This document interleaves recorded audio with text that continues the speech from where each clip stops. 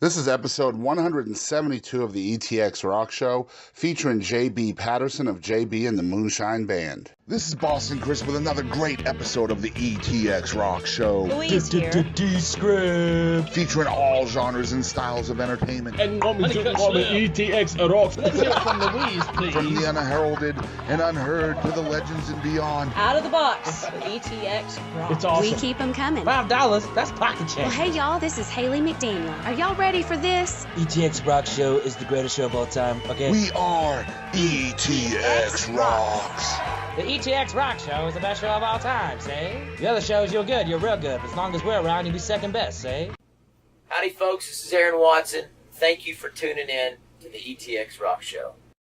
Hey guys, and welcome to another episode of the ETX ROCKS Show. I am your host, Boston Chris, and guys, we are super excited about this episode that's brought to you by Mobile Audio and Video Production, our friends over there at mobileaudiolabs.com. This week, we're really excited to bring you JB Patterson, an interview with him, of course, the front man from JB and the Moonshine Band. I just wanted to really thank Hayden McMullen, the lead guitarist with the Moonshine Band, for helping set up this interview with JB, and also for all the guys in the Moonshine Band for performing not once but twice on this show, completely unplugged. We're really excited to bring you those performances as well as an exclusive one-on-one interview between me and Mr. JB Patterson. But first, I want to show you guys an unbelievable unplugged performance of their brand new single. This is When It Rains I Pour by JB and the Moonshine Band. If you guys like this song as much as I do, I've been singing it ever since they played it on the show. I just can't get it out of my head. Make sure you're requesting this song to all your favorite local country radio stations. Once again, this is When It Rains I Pour by JB and the Moonshine Band.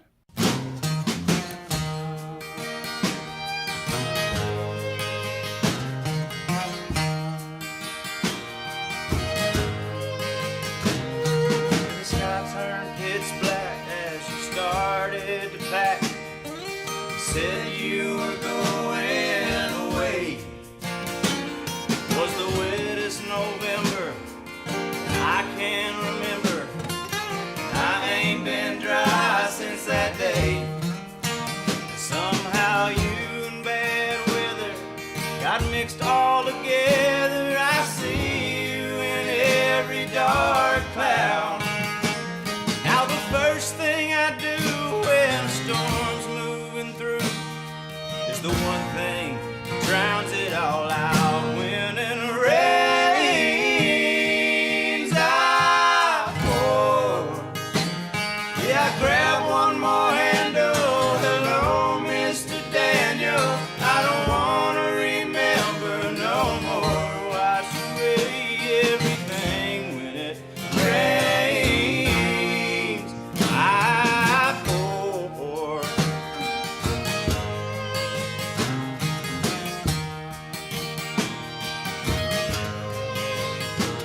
Then it's dose after dose. I'm comatose. Not even one droplet can fall. Baptized in the whiskey, where none can convince me that it's even raining at all.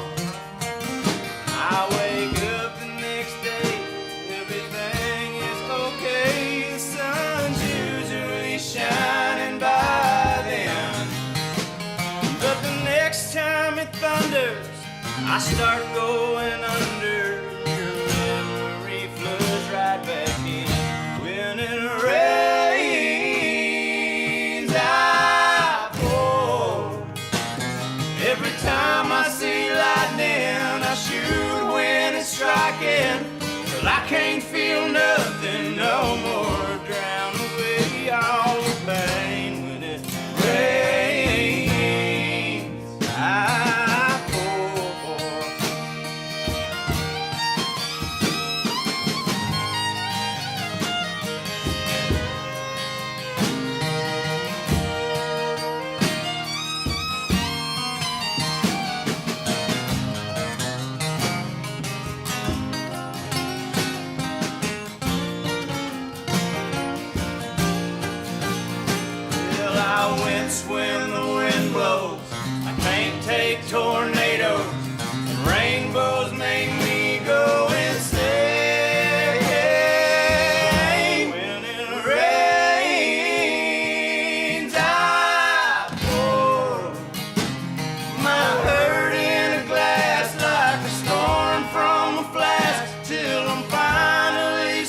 to the core. Oh, the forecast don't change. 80-proof hurricane.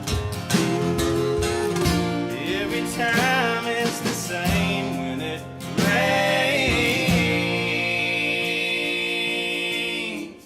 I pour.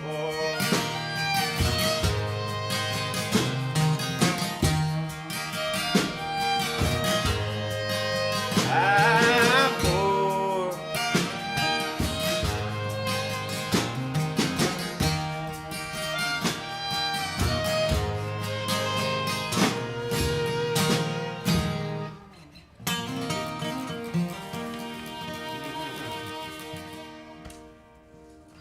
All right, man, what a great song. We'll be right back with more from JB and the Moonshine Band right after this message from our sponsors over at Mobile Audio and Video Productions. This is important, so grab a pen. We are Mobile Audio and Video Productions, serving East Texas and surrounding areas. We're running a special for electronic press kits, also known as promos or EPKs. For $496 with everything included, we will come to your location, film and record your band's live performance, interview band members, then create a professional package with graphics and effects delivered to you in the digital format of your choice, ready to be uploaded to your band's website, Facebook page, or YouTube channel. The packages we prepare can also be pretty valuable tools to send to venues, booking agents, or promoters, even record labels. You take your band seriously, make sure the world does too. Here's our number, 903-738-3881. Check out mobileaudiolabs.com. Find us on Facebook, Mobile Audio and Video Productions. Hey y'all, this is Bree Bagwell. Thank you for tuning in to the ETX ROCKS Show. Hey guys, Boston Chris here with another episode of the ETX ROCKS Show. And we are back in Lindale with our friends at Love and War. Ty Phelps letting us have carte blanche out here sometimes and interviewing some of the artists they have out here. JB and the Moonshine Band is we're huge fans of them, originally from Tyler. I guess you guys are still in Tyler, right? Yes, sir. When you're home. Yes, sir. Yes, sir. And so first time on the ETX ROCKS Show. First, we want to thank you for taking the time, JB. It means a lot to us. Oh, no problem. And once again, if you guys have not been out to Love and War in Lindale, it's the new happening place here in East Texas for all country artists that are in Texas. You guys hear them on the radio, you might as well come out to Lindale and see them live as well. And of course, every Sunday they have the Shiner Sunday out here where the concerts actually played on the radio. And I know you guys can listen on 105.7 and 104.1, but it's so much better live. This concert is going to be on the radio? Yes. I didn't even know. You didn't know that? That's cool. No pressure. No, I like that. That's all right, very cool. So, I guess a lot of folks out there that are following along with our show, kind of what we strive to do is try to tell the story behind the music. Okay. It's important to us to promote the artists as well. Sure. But, we'd like to try to kind of pick your brain about how the band formed and how you write and things like that. Okay. And let people out there know kind of what happens behind the music to make things happen. Sounds good. That's kind of our goal and mission with the show. And we talk a lot about God's timing on this show, and you might call it serendipity. And the story about JB and the Moonshine Band is exactly that. You put out an open call for musicians in 2009, and 3 people showed up. Right. It just happened to be a bassist, a guitarist, and a drummer. Right. And you're still together. Still together. How does that happen? I don't know. Honestly, I don't know.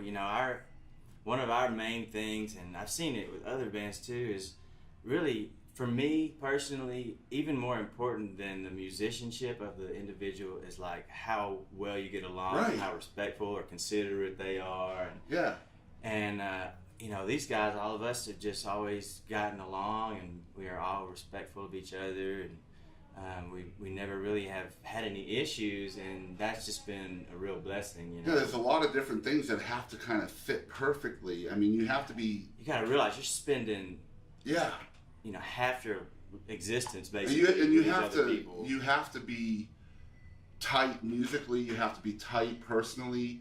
I mean, your personalities all have to fit. Mm-hmm. And you may not know this because you apparently were blessed with the right 3 right from the get-go. But so many people go through so many different musicians to try to find that identity. Sure, yeah. So, I mean, that's what I mean when I read your story. It's like, man, God is so involved in that. God is great. Yeah, absolutely.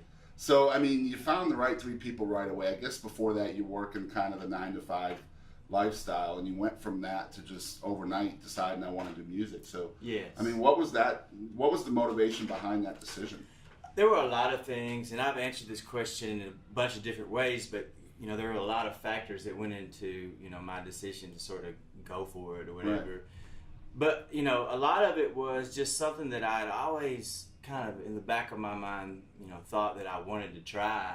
But for whatever reason or another, whether it was, you know, at some point maybe I didn't necessarily have the financial means to do it, or whether it was that I didn't know if anybody was going to like it or that kind of thing.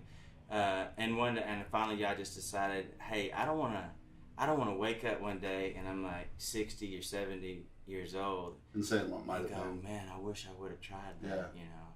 And so we did, and it's been great. And now when if Lord willing, if I make it to 60 or 70, you know, I can say, well, at least I did it, you know. It was fun. So you have no regrets when the end of the line gets no. So before that decision was made, was there still already some level of artistry at that point? Well, you know, I was always, I guess I could take it back to my brother bought a guitar when he was like 16 or 17. I was like 14.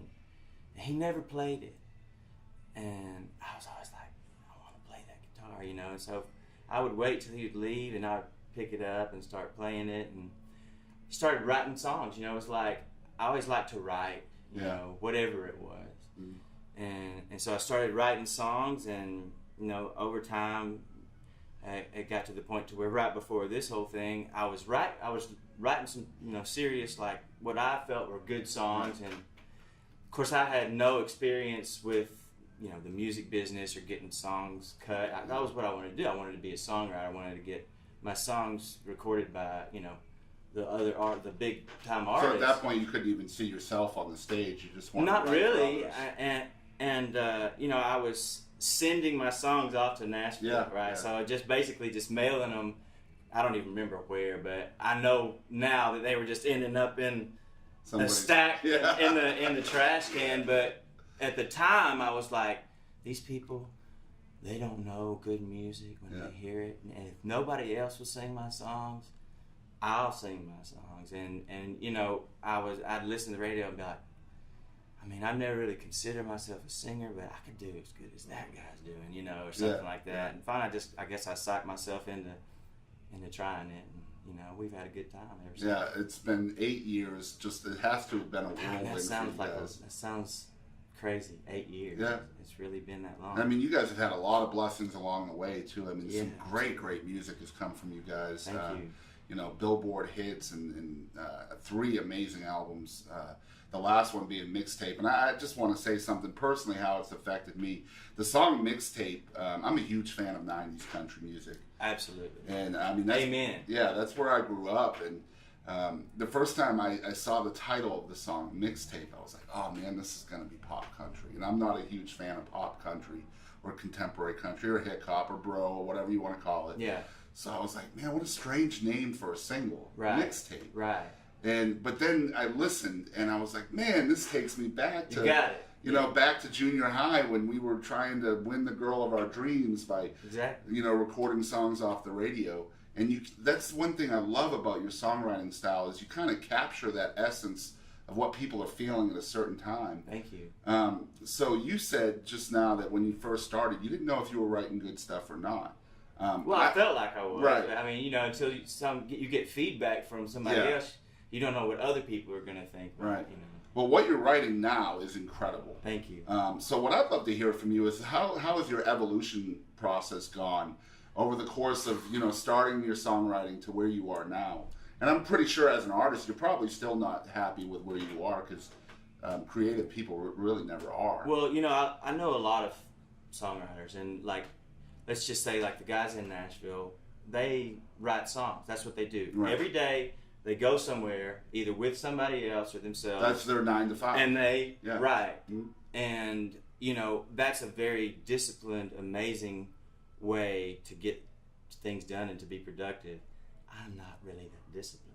And so I can't really go every day and sit down and start writing. I've never been that way. I've tried to be that way. It just doesn't ever yield the results for me personally. Let me ask you this. Do you think being undisciplined in your writing has helped you be more connectable? I don't know. I'll say yes because it'll make me feel better about being undisciplined.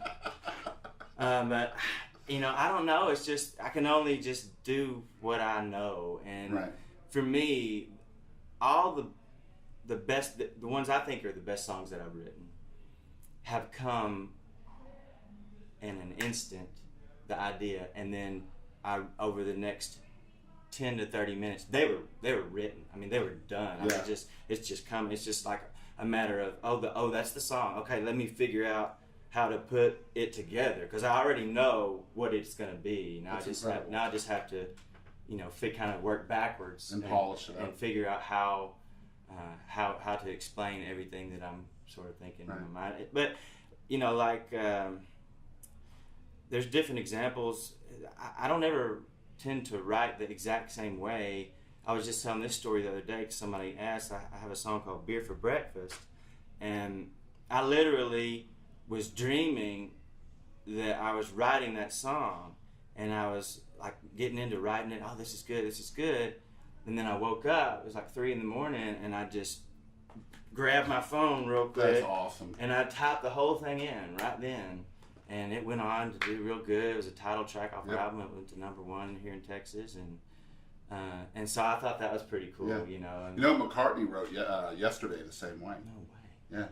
Yeah, he woke up from a dream. Wow. And he didn't. Well, I don't know. I mean, I'm certainly not trying to compare Beer for Breakfast to yesterday. I mean, that's like a mega. But see, the cool thing about that story is like he was so certain that it was a song he must have heard. Yes. That he didn't actually write it then. Yes, I've been there before because we have a song called "The Only Drug," and I was asking my guys. I said, "Is this a song? Did I rip this off?" And I don't think so. You know. But I see where he's coming from. So he didn't even write it right then. Yeah, he waited like 2 years. This must be somebody else. And it kept coming back to him, that little riff that you hear at the beginning. And in fact, the name of the song originally was Scrambled Eggs. Yeah, I've heard that. Instead of Yesterday. I think it was Scrambled Eggs, oh how I like your legs was the first line. Yeah. But I've heard that from a creative mind before where, you know, you're actually dreaming the song, you wake up and it's just like, oh my God, I need paper or my phone or whatever. So do you feel like your writing experiences are more, do you tend to gravitate towards personal experiences, or can you also write about what other people are going through? I mean, I feel like I can. I don't really know the answer to that question. I guess looking back, a majority of my songs have been based on personal experiences, but you know, I guess some of them have not.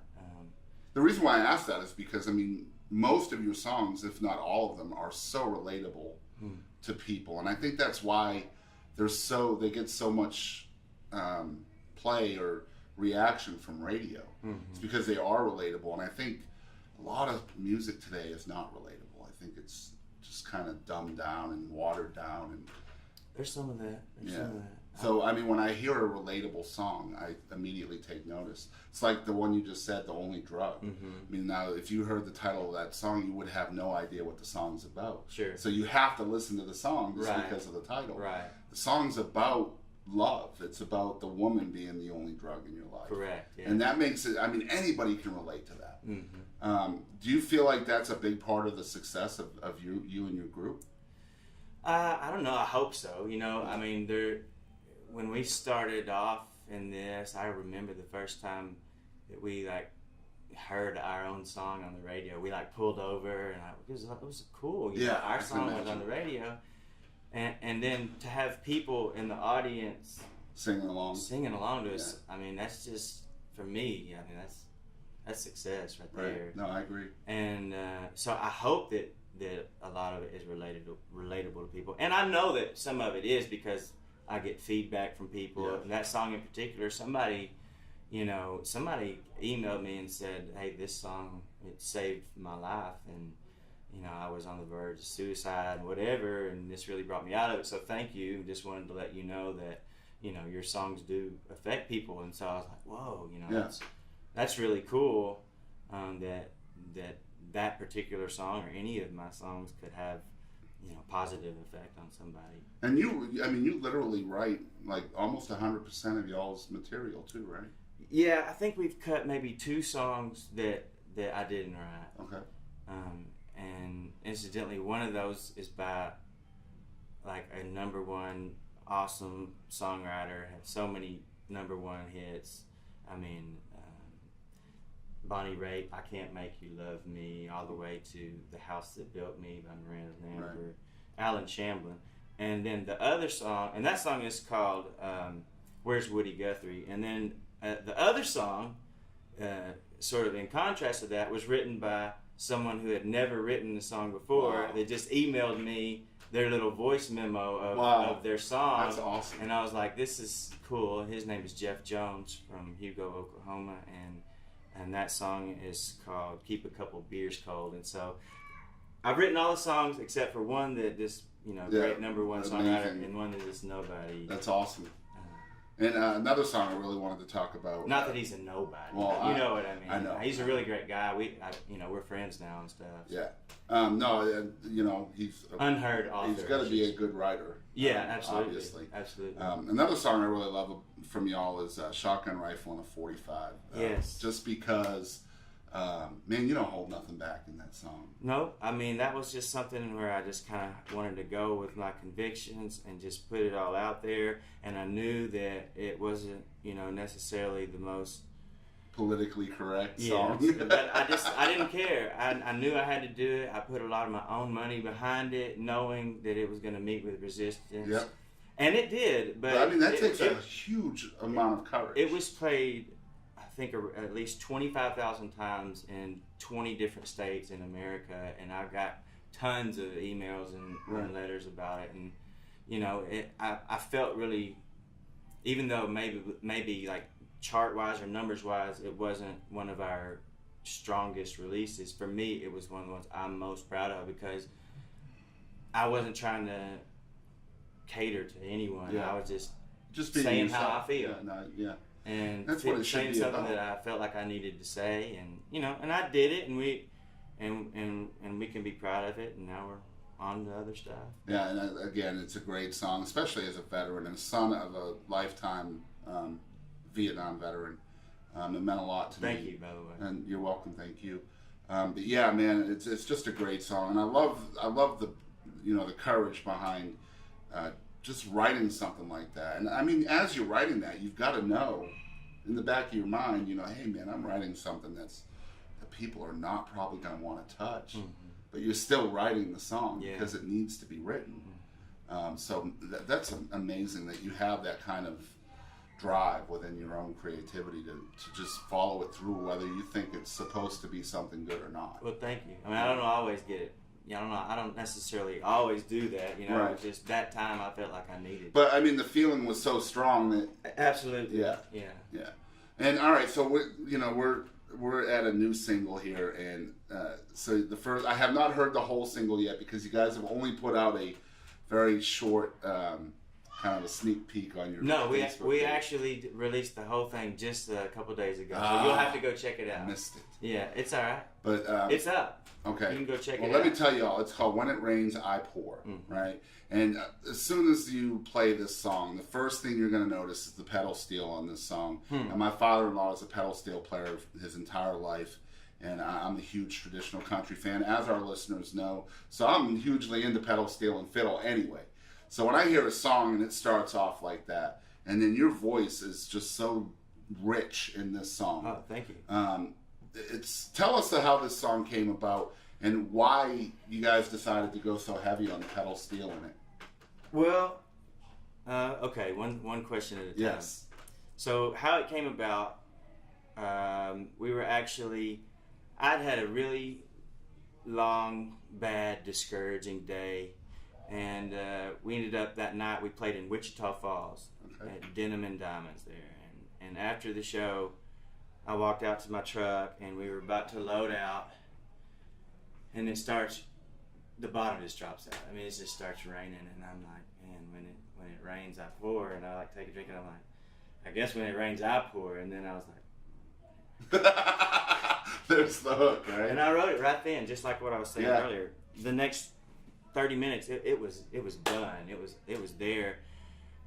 And then the answer to your question, the second question, you know, why did we decide, you know, heavy on the fiddle and pedal steel? Well, we're not trying to like be in some genre. Yeah. And we usually let the song dictate the production.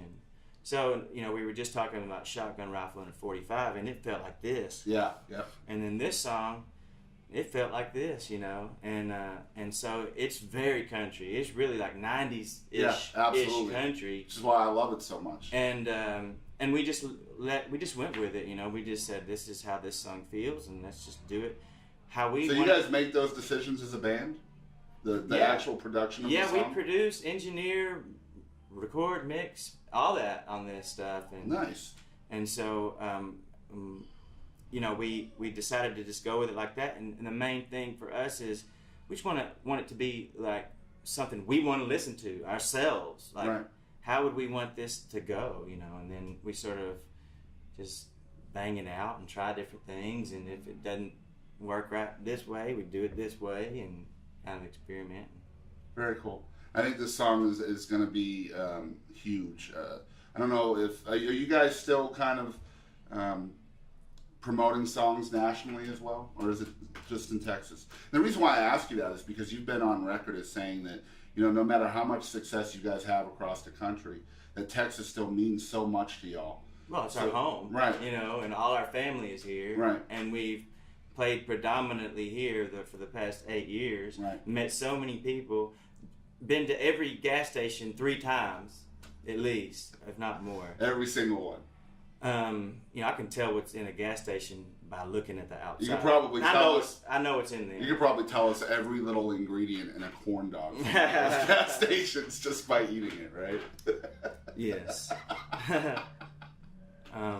But wait, what was your question? Yeah, you know, I don't know. Yeah, we're promoting it globally as far as I'm concerned. Right. You know, but you know, are we hiring some $500,000 national P1 radio promoter? No. Right. You know, we're just putting it out. And you guys have had success on national charts without that. Yeah, but I just remember when we first started out, burning CDs. Yeah, and giving them away. And giving them away at our shows, and it just seems like the whole grassroots thing is if it's strong enough material, can be just as powerful as the other, maybe in a different way, but not necessarily a worse way. In some ways, a better way, right? A more long-lasting way to reach people. So, you know, I go in and out of how I want to approach things, but right now I'm just like, let's just let things happen, kind of deal, you know, and do what we can, of course, but not necessarily kill ourselves in the process, because we have put some miles on ourselves in the past 8 years. And I mean, you guys have played all over the country. In the past year and a half, I've kind of, and we all kind of made the decision to just slow down a little bit. Instead of playing every single Thursday, Friday, Saturday of our lives and more, I kind of quit doing Thursdays.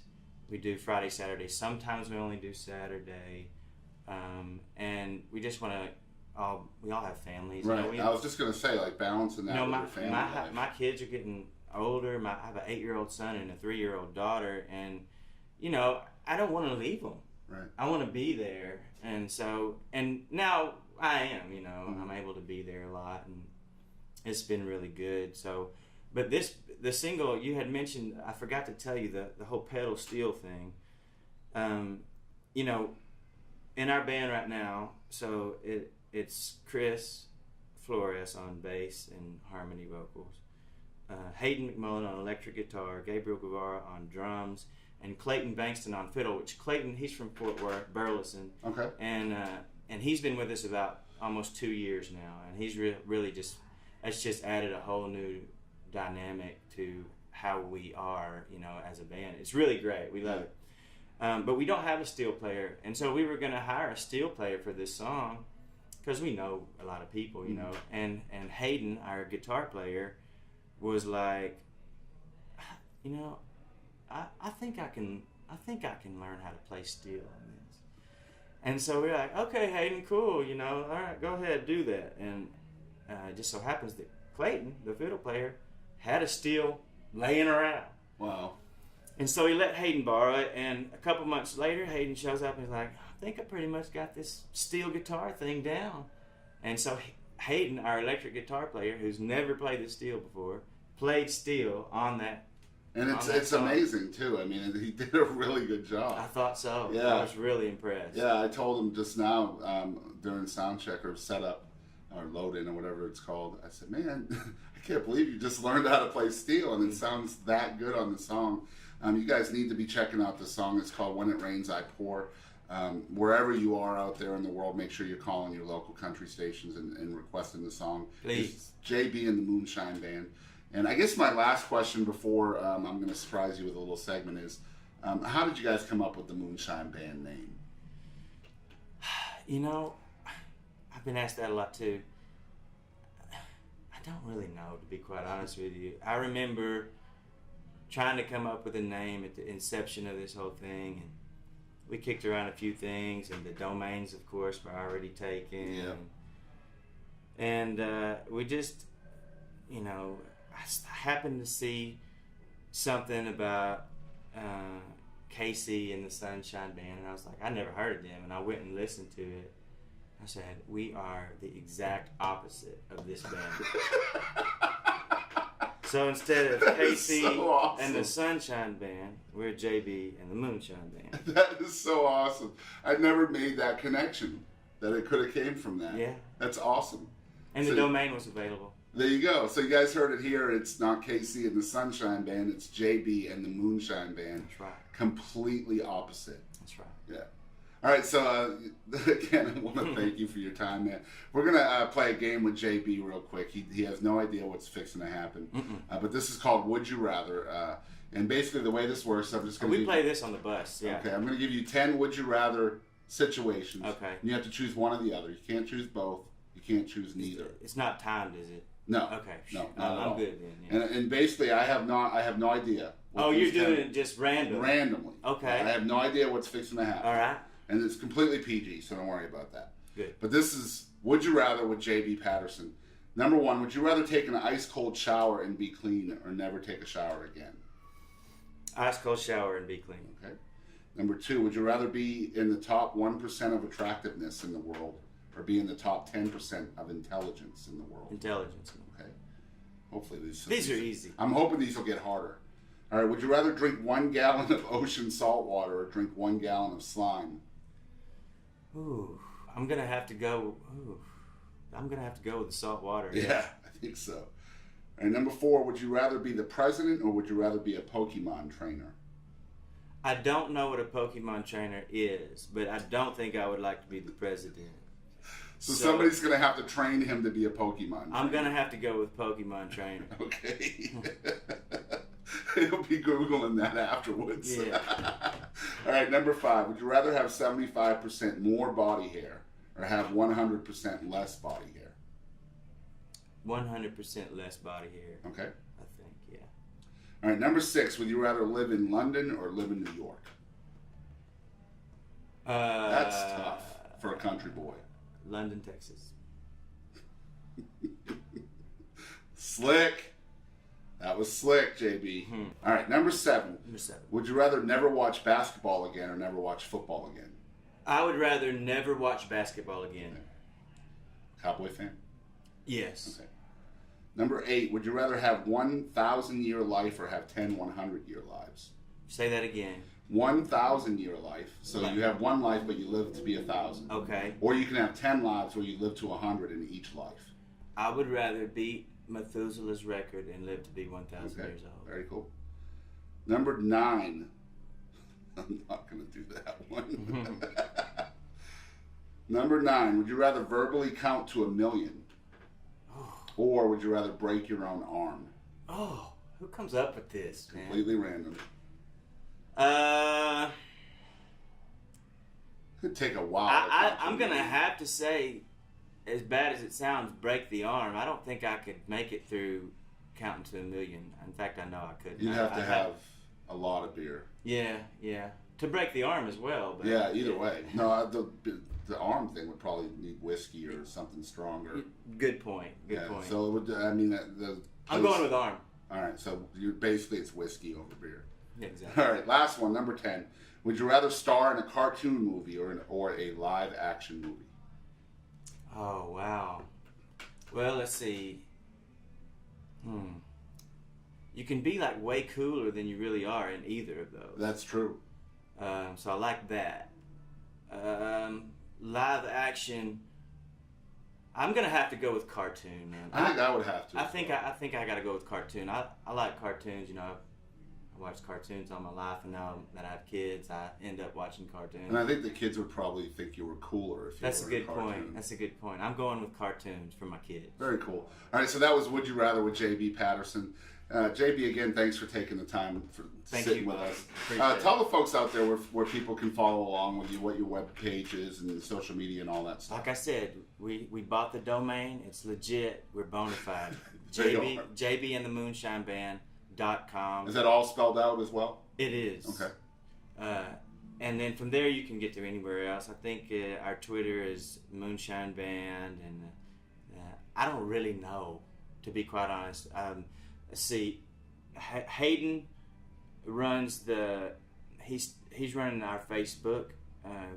Chris is running our Twitter. I think somebody's doing the Instagram, and I do all of those too sometimes. Right. But I'm just not I'm not like on social media like you're really supposed to be. If you're me, you should be like social media-ing all the time. New word. And I just I don't like to do it. Right. Takes away from real life. Yeah. Like I looked up one day, we were all somewhere, and I looked up around. We would all eat together when we were out on the road, and I looked up, and everybody's just like this. Yeah. This is stupid, you know. I mean, we're just all sitting around on our phones, and I sort of quit all the social media at that point, as far as just being on it a lot. Yeah. And that was probably maybe two or 3 years ago, and I've just enjoyed not being consumed with it or ever worrying about, oh, let's see how many likes this thing got, or what's people are saying, or do people like my picture? I don't care. I don't. That's just consuming my life, and I can look up. Another illustration of that is we were going somewhere in Oklahoma to some casino. I think it was the Choctaw, and our driver was like, no, it's like 25 miles that way. And I'm like, no, it's right there. And he's like, no, it's 25 miles. I took his head. I said, it's right there. Yeah, you know, look up. It's a real world. There's a sign right there. Yeah. It tells you where it is. So people are becoming too dependable on devices. Yeah, I think so. And I've been guilty of it. It's not like I'm saying everybody else is horrible. We're all guilty of it, for sure. So I've just kind of slowed down on all that. So I don't know. That's a long way of saying I don't know our exact addresses. However, if you were to Google JB and the Moonshine Band, you can get to everything you want to know. So you guys make sure you're checking them out. I think the most important thing that they would ask for is to request the new single, When It Rains. Yeah, go download it off iTunes. Go check it out, or share it with people, and like you're saying, call radio stations and ask them to play it. And if they say they don't have it, then you email me, JB at JB and the Moonshine Band. I'm still old school. I email. That's okay. JB at JB and the Moonshine Band. I'll send it to them, so they'll have it. There you go. So you heard it here. Again, we want to thank JB for coming on the show. This has been another great episode of the ETX ROCKS Show. I think episode 172 now. Man. Yeah. Like 172? 172 episodes. Dang. How long you been doing this? June 1st, 2016. Wow. So about 14 months. That's a lot of episodes, yeah, man. Congratulations. Thank you. That's awesome. Yeah, we've been busy. Very, very busy. We do 2 of these a week. We used to do 3. We've kind of scaled back a little bit. And it's always cool to have a great artist such as yourself come on the show. Thank you. So we really appreciate it. We're always looking for the unique We're always looking for the talented. We're always looking for those artists that do not fit inside a box. JB is definitely that artist. So you guys make sure you're checking them out at JB and the Moonshine Band. You guys, thanks again for watching tuning in to another amazing episode of the ETX ROCKS Show. Again, you guys can find us on Instagram, Twitter, and Facebook at ETX ROCKS. We're located on iTunes, Google Play, YouTube, all of those places completely free. You guys can watch every single one of our episodes. You can binge watch like Netflix. They're all available there for you, completely free of charge. As we always say on the show, we want to thank you guys out there for supporting live music. And don't ever forget, ETX rocks. All right, what a great conversation with JB. I really had a good time talking with JB and picking his brain about the history of JB and the Moonshine Band, how they came together, kind of his writing style, and all of that. What a great time we had talking with JB. And of course, I'm really excited to bring to you guys another completely unplugged acoustic performance by JB and the Moonshine Band. Y'all check out this song. It's called The Only Drug. This is called The Only Drug. 3, 4.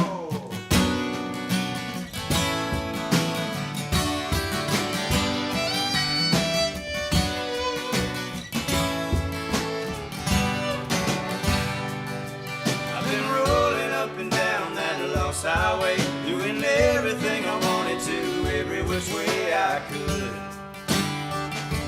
as long as it felt good. There's nothing that can make me feel the way you can, so I gave up my addictions. I'm a brand new man, it's true. 'Cause all I really want is you. Baby, you got what I need, nothing else will do. 'Cause nothing gets me high on life or drunk on love the way you do. If you think that I'm addicted, I guess it's kinda true. They can keep your drink, their smoke, their pills, and their cocaine too. 'Cause your love's the only drug I do. If my hands are kinda shaky, it's 'cause you ain't here. And if my eyes are red, it's just because of all these tears I've cried. Girl, you got me feeling cold inside. Is there any way that I could maybe steal a piece? 'Cause that's the only way that I could think to get my fix. I swear. So promise me you're gonna take me there. 'Cause baby, you got what I need, nothing else will do. Nothing gets me high on life or drunk on love the way you do. And if you think that I'm addicted, I guess it's kinda true. They can keep their drink, their smoke, their pills, and their cocaine.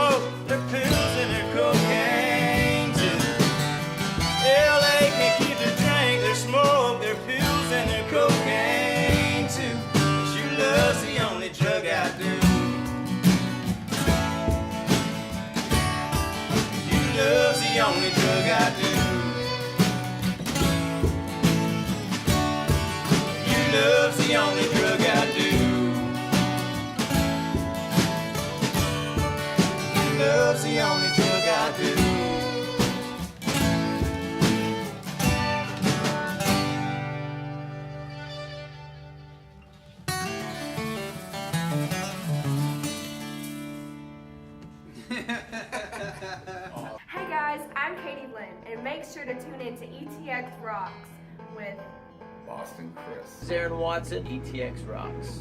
ETX ROCKS, Halifax Band. Hey guys, we're the Morning Madhouse. I'm Carter. I'm Brandon. I'm Ginger. It's the best podcast ever made in all of history. Hi, this is Paul Bebo and ETX Rocks with Boston Chris Barnes. You're gonna love it. ETX Rocks. Hey East Texas, DP here. ETX Rocks. Hey East Texas, we're Enduring House, a Christian rock band. ETX ROCKS! Hey, this is Monty Pittman from ETX Rocks. Hey East Texas, Jaden Farnsworth, ETX Rocks. Hey everybody, I'm David McCarty with the Gypsy Creek Band. As always, ETX rocks.